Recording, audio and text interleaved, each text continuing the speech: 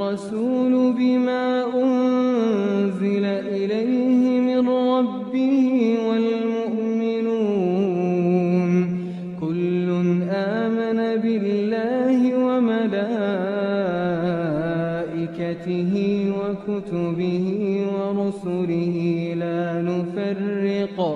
لا نفرق بين أحد من رسله وقالوا سمعنا وأطعنا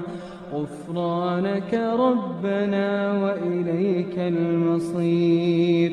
لا يكلف الله نفسا إلا وسعها لها ما كسبت وعليها ما اكتسبت ربنا لا تؤاخذنا إن